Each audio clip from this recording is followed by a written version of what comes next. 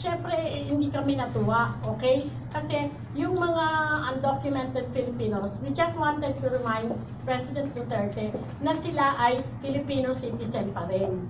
Ang passport na hawak nila ay passport, Filipino passport.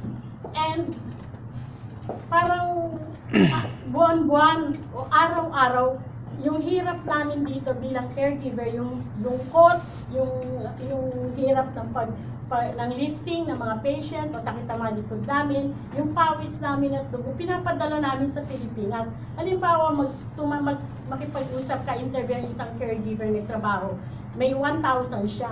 $800 pinapadala sa Pilipinas, 200 lang iniiwan dito, pambayad lang ng mga kwarto, pambiling pagkain, ganun.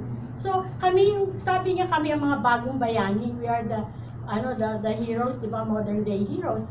Ganito ba ang trato sa mga bayani? Kapag ikaw ay yung kanyari, nagkaroon ka ng problema, sa halip na tulungan ka, hindi ka tutulungan, pero okay lang. Sa words, sa salita, modern day heroes, bagong bayani, pero sa practice o sa action, hindi naman totoo kasi hindi niya kami tutulungan. Kaya kami nag-overstay, kaya kami naglabag ng batas, kasi mahal namin ang pamilya namin. Okay? We love our family so much that akala ba niyo masarap tumira dito ng wala kang papel?